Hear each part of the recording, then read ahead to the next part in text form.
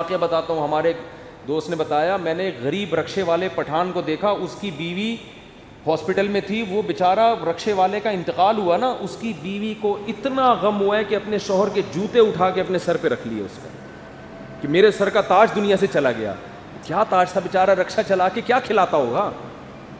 کتنی محبت.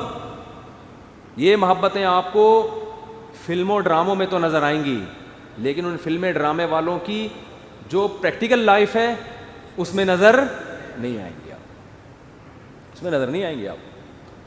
لیکن رکشے والوں ٹماٹر والوں کے ہاں یہ محبتیں آپ کو نظر نہیں آئیں گی, کہ ڈائلاگ نہیں ملیں گے آپ کو. لیکن جب آپ ان کے گھروں میں جا کے دیکھو گے تو اس سے زیادہ محبتیں نظر آئیں گی آپ کو. جو قربانی دے رہا ہے, جو خرچ کر رہا ہے, وفا ملے گی آپ کو, کیونکہ نفسانی خواہشات کے غلام نہیں ہوتے. خیر جلدی سے میں یہ خطبے کا ترجمہ کر کے پھر اپنے اصل ٹاپک پر آتا ہوں. جب ہو ہی گیا تو ایک دفعہ ہو ہی جائے گا. بہت سے لوگ کئی دفعہ پرچیاں دے چکے ہیں خطبے کا ترجمہ, جلدی جلدی جلدی. تو ہم کیا کرتے ہیں, واتقوا اللہ الذی تساءلون بہ الارحام. دولہا دلہن کو سمجھایا جا رہا تو انسان کے بچے بن جاؤ. یہ خطبہ ایسا ہے, آپ نیٹ پہ لکھو اس کا ترجمہ آ جائے گا. پنڈت جی کی الفاظ لکھو تو نیٹ بولے گا پتہ نہیں کیا بول رہا ہے بھائی, تو میری کچھ سمجھ میں نہیں آ رہا. صحیح ہے نا, وہ پنڈت جی سے ہی پوچھنے پڑیں گے. میں تو گیا تھا پنڈت جی سے پوچھنے کے لیے, بھائی کچھ بتاؤ, لیکن میں نے کہا وہ پھر ناراض نہ ہو جائیں. پنڈت مہاراج تھے, وہ پنڈت جی تھے بھی نہیں. پتہ نہیں مہاراج میں پنڈت جی میں کیا فرق ہوتا ہے.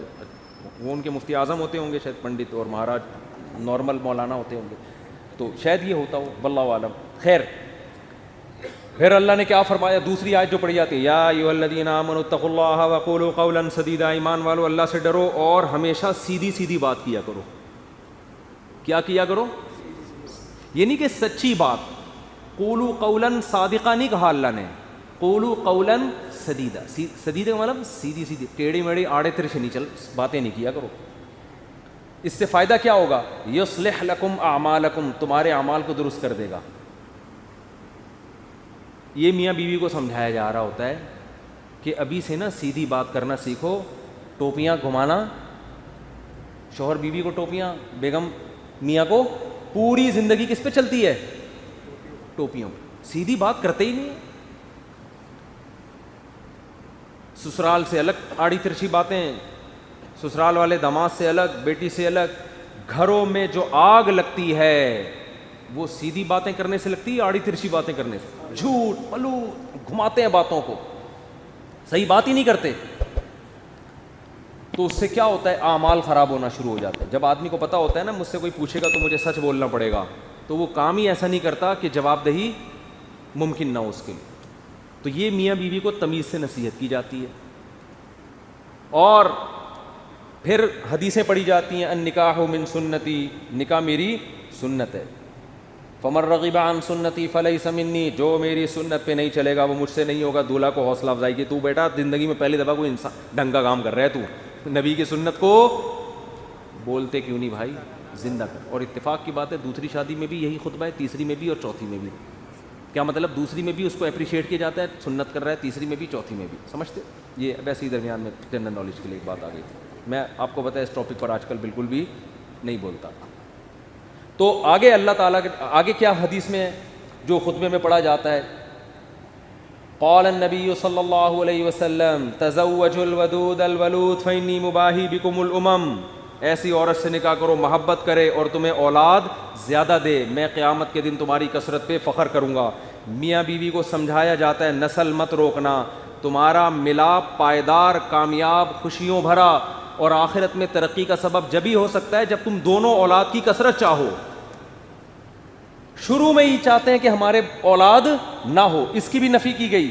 اور کیا پڑھا جاتا ہے خطبے میں, وقال النبی صلی اللہ علیہ وسلم تزوجوا ولا تکونوا کرہبان النصارى, نکاح کرو عیسائیوں کے پادریوں کی طرح نہ بنو. میں بھی جب قلات میں گیا نا, دو مہاراج سے ملاقات ہوئی, دونوں کی شادی نہیں ہوئی تھی. ایک تو ینگ تھے ذرا, دوسرے تھوڑے ایجڈ تھے, ان کا انٹرویو نہیں آیا. تو وہ بھی نہیں, اتنے بڑی عمر کے ہو گئے, ان کے بچے گھوم رہے ہیں وہاں. میں نے بار بار پوچھا یہ بچے آپ کے ہیں, کہہ رہے نہیں میرے نہیں ہیں. پھر میں نے پوچھا یہ بچے آپ کے ہیں, کہہ رہے میرے نہیں ہیں. بھائی میں نے تو شادی نہیں کی. ایک دم میرے شوق ہوا, میں نے کہا بھائی مہاراج کیا کر رہے ہو. اس میں پرانے کوئی ڈائلاگ یاد ہے نا, وہ مہاراج اس طرح کے ایک دم اسٹائل سے آتا تھا, وہ مہاراج. تو میرے منہ سے ایک دم مہاراج آپ اپنی ایج دیکھو تو کیسے ہی گزارا ہو رہا ہے. تو انہوں نے کہا بھائی ہم جو مندر کے لیے قربانی دیتا ہے نا, پھر اپنے پرانے والے مہاراج کی انہوں نے مجھے تصویر دکھائی, یہ میرے پیر تھے, ان کا میں نائب بنا تھا. تو جو اپنے آپ کو مندر کی خدمت کے لیے وقف کر دیتا ہے, شادی نہیں کرتا کہ بس مندر کی خدمت ہی کرنی ہے, وہ پھر اس مندر کا مہاراج بنتا ہے. تو ان کا مذہب ہوگا, میں ان پہ طنز نہیں کر رہا, وہ ان کا جو مذہب ان کو سکھاتا ہے. میں نے ان سے کہا لیکن مجھے تو موقع مل گیا. میں نے کہا آپ کا مذہب آپ کو یہ کہتا ہے کہ آپ شادی نہ کریں, ہمارا مذہب ہمیں یہ کہتا ہے کہ مر رغب عن سنتی فلیس منی. نبی نے فرمایا جو نکاح نہ کر کے میری سنت سے اعراض کرے گا اس کا مجھ سے کوئی تعلق نہیں. اور حبب الی النساء والطیب, نبی نے فرمایا دنیا میں 2 چیزیں محبوب ہیں, ایک نکاح کی کثرت اور ایک خوشبو. تو ہمارے نبی تو بالکل اس کے اپوزٹ چلے ہیں, بالکل اس کے برعکس. تو یہ نہیں کہ نکاح کرنا ہے, کثرت نکاح کی ترغیب ہے. میں نے کہا ہم تو رہبانیت کے بالکل اگینسٹ چلتے ہیں. تو مجھے اس وقت وہ حدیث سمجھ میں آئی کہ آپ عیسائی بھی یہ کرتے تھے, پادری, نکاح نہیں کرنا. تو ہمارے نبی نے فرمایا تم نے ان کو فالو نہیں کرنا, نہ ہم تو کثرت سے. تو مجھے لگ رہا تھا وہاں بیٹھ کر کہ یہ جو مہاراج ہیں وہ مہاراج کے چہرے پر نا افسردگی کے آثار تھے. یہ پہلے والے جو مہاراج جن کا انٹرویو آیا یہ تو پھر بھی ینگ تھے, تھوڑے سے اچھے صحیح. دوسرے والے مہاراج افسردہ, گھٹنوں میں بھی پرابلم, کچھ مسائل بھی تھے بیماریوں کے. تو میں مہاراج سے ریکویسٹ کرنے والا تھا کہ کر لیں شادی, یہ مسائل آپ کے نیچرل لائف کا کوئی آلٹرنیٹ نہیں ہے. مندر کی خدمت شادی کر کے بھی ہو سکتی ہے. اب شادی کی ہوتی یہ بچے آپ کے ہوتے ہیں, یعنی اسی جیسے ان کو لگا دیتے مندر کی خدمت پہ. اگر آپ کا یہ نظریہ ہے, میں ترغیب نہیں دے رہا ان کو, کیا خیال ہے؟ جیسے ہمارے بیٹے ہیں تو میری خواہش ہے کہ یار وہ بیٹے عالم بنے, اللہ خواہش کو پورا کرے. مہاراج میں جو باتیں آپ سے کر رہا ہوں آپ تنہائی میں بیٹھ کے ان باتوں پہ غور کریں. اب اللہ کرے اب تک کر رہے ہو غور. چکر میں تو ڈال دیا ہم نے, مہاراج کو ہم نے چکر میں ڈال دیا. مہاراج اب بیٹھ رہا ہوگا یار مسئلہ کیا ہے, بات تو صحیح کی بندے نے, زندگی بھی برباد کر دی. پھر میں نے مہاراج سے بھی کہا, میں نے کہا یہ بھی دیکھ لینا کہ آخرت میں اس شادی نہ کرنے کا کوئی ثواب بھی ملے گا. ایسا نہ ہو کہ نہ یہاں کے رہے نہ وہاں کے رہے. قرآن کہتا ہے الذین ضل سعیہم فی الحیاۃ الدنیا وہم یحسبون انہم یحسنون صنعا. قرآن کے الفاظ ہیں. بھائی ہندو یہ نہ سمجھیں کہ میں تو اسلام کی بات کروں گا نا, آپ کا مذہب اگر یہ کہتا ہے تو ٹھیک ہے بھائی آپ اس کو فالو کریں, آپ کو نہیں سمجھ میں آ رہا تو ہم کیا کہہ سکتے ہیں. لیکن ہمارا جو مذہب ہے وہ ہمیں کیا کہہ رہا ہے, وہ یہ کہہ رہا ہے کہ الذین ضل سعیہم فی الحیاۃ الدنیا. کچھ لوگ دنیا میں ایسے ہیں کہ جن کی کوششیں برباد ہو جائیں گی دنیا میں, حالانکہ وہ یہ سمجھ رہے ہیں کہ وہ بہت اچھا کام کر رہے ہیں. دیکھو ایک آدمی غلط کام کر رہا ہوتا ہے, غلط کو غلط سمجھ کے, اس کو پتہ ہے بھائی چرس پینے کا آخرت میں کوئی ثواب ملے گا, اور چرسی کو امید بھی نہیں ہوتی. وہ کہہ رہا ہو یار مجھے پتہ ہے آخرت میں بربادی ہے لیکن اب مزے اڑا لوں تھوڑی دیر کے. ہیروئنچی کو پتہ ہے آخرت میں بربادی ہے مگر مزے اڑا لو. زانی کو پتہ ہے آخرت میں بربادی ہے مگر مزے اڑا لو. لیکن کچھ لوگ ایسے ہوتے ہیں جو بڑی محنت کر رہے ہوتے ہیں, اپنی حلال خواہشات کو بھی قربان کر رہے ہوتے ہیں, اور وہ سمجھ رہے ہوتے ہیں آخرت میں مل جائے گا بدلہ. اللہ کہتے ہیں نہ دنیا میں ملے گا اور نہ آخرت. کیونکہ پیپر جو اللہ نے بنایا ہے نا اس کو فوکس کرنا ہے آپ نے. پیپر فزکس کا ہے اور آپ ریاضی کے مشکل ترین سوالات لے کے بیٹھ گئے, اور جو فزکس کا آسان سوال تھا اس کا آپ اس کو حل نہیں کر رہے.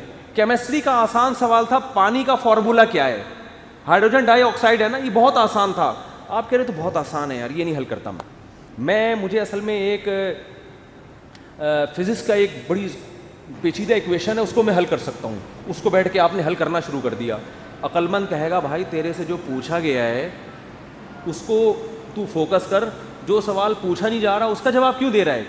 اب آپ جواب میں یہ کہیں یار دیکھو میری اتنی محنت کر کے میں نے فزکس کی اس ایکویشن کو حل کیا ہے, میں یہ سوچ بھی نہیں سکتا کہ ممتحن اور ایگزامینر میری اس محنت کو ضائع کر دے, یقیناً 100 نمبر دے گا. اس سے کیا ہے 100 نمبر تجھے ہائیڈروجن ڈائی آکسائڈ لکھ دیتا مل جاتا ہے. آپ کے اتنے آسان سوال کے 100 نمبر نہیں ہو سکتے. الہی تیری خاطر ہو, الہی